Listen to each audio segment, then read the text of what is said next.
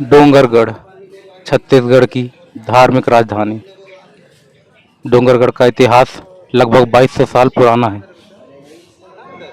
छत्तीसगढ़ राज्य के राजनांदगांव जिले के डोंगरगढ़ में स्थित है। मां बमलेश्वरी का भव्य मंदिर। राज्य की सबसे ऊंची चोटी पर विराजमान डोंगरगढ़ की मां बमलेश्वरी का इतिहास काफी पुराना है। वैसे तो साल भर यहाँ भक्तों का रेला लगा रहता है, लेकिन लगभग 2000 साल पहले माधवा नल और कामकंदला की प्रेम कहानी से महकने वाली इस कामाख्या नगरी में नवरात्रि के दौरान अलग ही दृश्य होता है। डोंगरगढ़ में जमीन से करीब 2000 फीट की ऊंचाई पर विराजती हैं मां बमलेश्वरी। मां की एक झलक पाने के लिए दूर दूर से भक्तों का जत्था माता के इस धाम में पहुंचता है। कोई रोपवे का सहारा लेकर तो कोई पैदल ही चलकर माता के इस धाम में अपने आस्था के फूल चढ़ाने पहुंचता है। मंदिर में प्रवेश करते ही सिंदूरी रंग में सजी मां बमलेश्वरी का भव्य रूप बरबस भक्तों को अपनी ओर खींच लेता है। साल के 2 नवरात्रों चैत्र और शारदीय नवरात्रों में तो यहाँ की छटा देखते ही बनती है।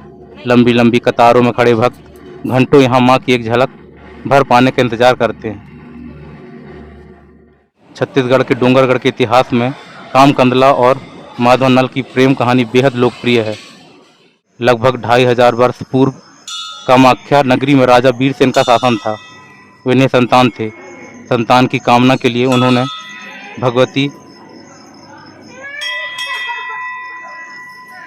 दुर्गा और शिवजी की उपासना की। इसके फलस्वरूप उन्हें 1 साल के अंदर पुत्र रत्न की प्राप्ति हुई।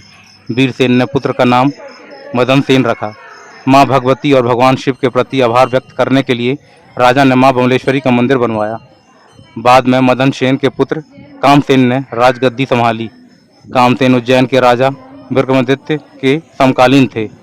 कला, नृत्य और संगीत के लिए विख्यात कामाख्या नगरी में कामकंदला नाम की राज नर्तकी थी। प्राचीन काल में यह स्थान कामावती नगर के नाम से विख्यात था। कहते हैं यहाँ के राजा कामसेन बड़े प्रतापी और संगीत कला के प्रेमी थे।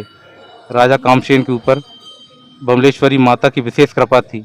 उनके राज दरबार में कामकंदला नाम की अति सुंदर राज नर्तकी और माधव नल जैसे संगीतकार थे। एक बार दोनों की कला से प्रसन्न होकर राजा ने माधव नल को अपने गले का हार दे दिया। माधव नल ने इसका श्रेय कामकंदला को देते हुए वह हार उसको पहना दिया। इससे राजा ने अपने को अपमानित महसूस किया और गुस्से में आकर माधव नल को राज्य से बाहर निकाल दिया। इसके बावजूद कामकंदला और माधव नल छिप छिप कर मिलते रहे। एक बार माधव नल उज्जैन के राजा विक्रमादित्य की शरण में गए और उनका मन जीतकर उनसे पुरस्कार स्वरूप कामकंदला को राजा कामसेन से मुक्त कराने की बात कही। राजा विक्रमादित्य ने दोनों के प्रेम की परीक्षा ली और दोनों को खरा पाकर कामकंदला की मुक्ति के लिए पहले राजा कामसेन के पास संदेश भिजवाया। राजा के इनकार करने पर दोनों के बीच युद्ध छिड़ गया। दोनों वीर योद्धा थे और एक महाकाल का भक्त था तो दूसरा विमला माता का। दोनों ने अपने अपने इष्ट देव का आह्वान किया तो एक ओर से महाकाल और दूसरी ओर भगवती विमला माँ अपने अपने भक्तों की सहायता करने पहुंचे। युद्ध के दुष्परिणाम को देखते हुए महाकाल ने विमला माता से राजा विक्रमादित्य को क्षमा करने की प्रार्थना की और कामकंदला और माधव नल को मिलाकर वे दोनों अर्ध ध्यान हो गए। वहीं विमला मां आज बमलेश्वरी देवी के रूप में छत्तीसगढ़ वासियों की अधित राष्ट्रीय देवी है। अतीत के अनेक तथ्यों को अपने गर्भ में समेटे ये पहाड़ी अनादिकाल से जगत जननी मां बमलेश्वरी देवी की सर्वोच्च शाश्वत शक्ति का साक्षी है। मां बमलेश्वरी के आशीर्वाद से भक्तों को शत्रुओं को परास्त करने की शक्ति मिलती है, साथ ही विजय का वरदान मिलता है।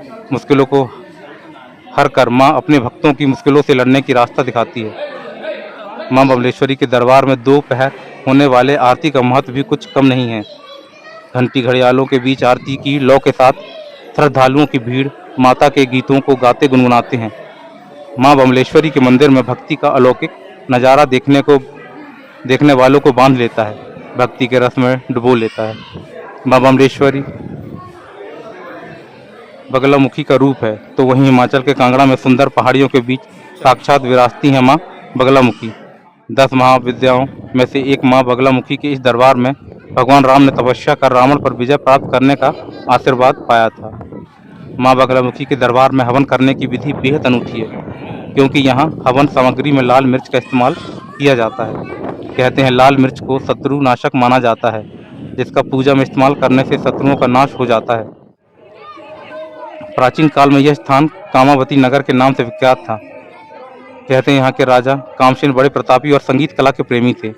राजा कामसेन के ऊपर बमलेश्वरी माता की विशेष कृपा थी। उनके राज दरबार में कामकलना नाम के अति सुंदर राजनर्तकी और माधवना जैसे संगीतकार थे। एक बार दोनों की कला से प्रसन्न होकर राजा ने माधवना काल को अपने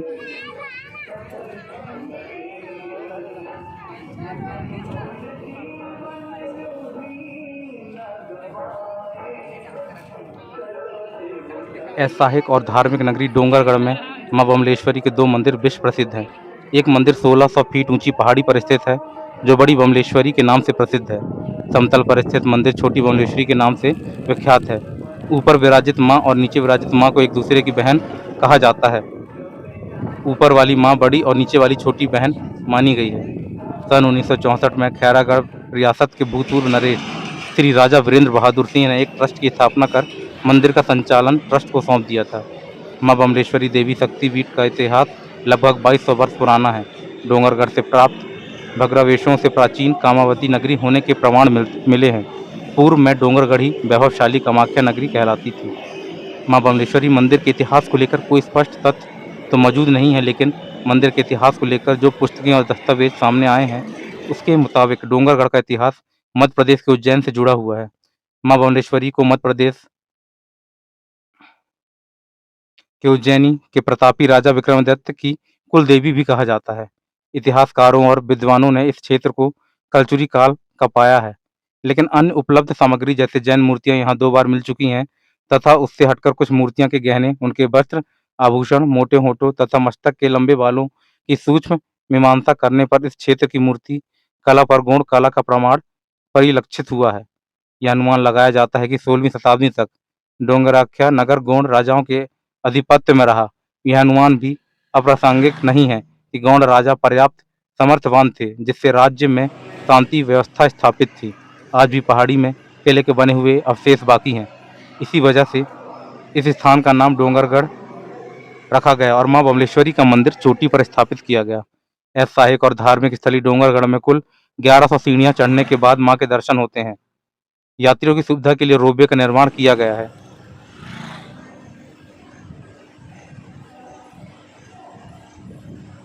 रोपवे सोमवार से शनिवार तक सुबह 8 से दोपहर 2 और फिर अपराह्न 3 से शाम पौने 7 तक चालू रहता है। रविवार को सुबह 7 बजे से रात 7 बजे तक चालू रहता है। नवरात्रि के मौके पर चौबीसों घंटे रोपवे की सुविधा रहती है। मंदिर के नीचे क्षीर पानी जलाशय है, जहाँ यात्रियों के लिए बोटिंग की व्यवस्था भी है। डोंगरगढ़ में मां बमलेश्वरी के 2 मंदिरों के अलावा बजरंगबली मंदिर, नाग बासुकी मंदिर, शीतला मंदिर, दादी मां मंदिर भी है। मुंबई हावड़ा मार्ग पर राजनांदगांव से डोंगरगढ़ जाते समय राजनांदगांव में मां पाताल भैरवी 10 महाविद्यापीठ मंदिर है, जो अपनी भव्यता के चलते दर्शनीय है। जानकार बताते हैं कि विश्व के सबसे बड़े शिवलिंग के आकार के मंदिर में मां पाताल भैरवी विराजित हैं। 3 मंजिला इस मंदिर में पाताल में मां पाताल भैरवी, प्रथम तल में 10 महाविद्यापीठ और ऊपरी तल पर भगवान शंकर का मंदिर है। मंदिर का पट सुबह 4 बजे से दोपहर 1 बजे तक और फिर दोपहर 2 बजे से रात 10 बजे तक खुला रहता है। रविवार को सुबह 4 बजे से रात 10 बजे तक मंदिर लगातार खुला रहता है। नवरात्रि के मौके पर मंदिर का पट 24 घंटे खुला रहता है। बमलेश्वरी मंदिर डोंगरगढ़ पहुंचने के लिए नज़दीकी एयरपोर्ट रायपुर, जहां से यह 101 किलोमीटर पर है, और डोंगरगढ़ रेलवे स्टेशन कई मुख्य शहरों से जुड़ा हुआ है, जहां पर आप रेल के द्वारा भी जा सकते हैं। और यहां पर जाकर मुख्य गेट है जो नीचे रोपवे के पास, उसके सामने कई होटलें हैं, जहाँ पर एक होटल पहुना होटल है, बहुत ही अच्छे रूम है, उसमें आप रुक सकते हैं। उसका बहुत अच्छा रेस्टोरेंट है, वहाँ भोजन ले सकते हैं और अपने बच्चों के साथ यहाँ माँ के दर्शन कर सकते हैं। दोस्तों, आपको ये वीडियो अच्छा लगा हो तो इसे ज़रूर लाइक करें, शेयर करें, सब्सक्राइब करें।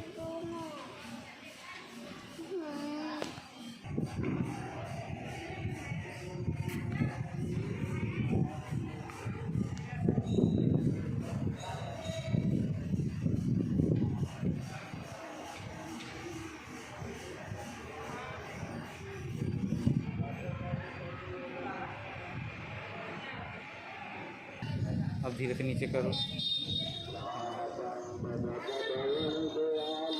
स्टॉप करो, इससे स्टॉप करो।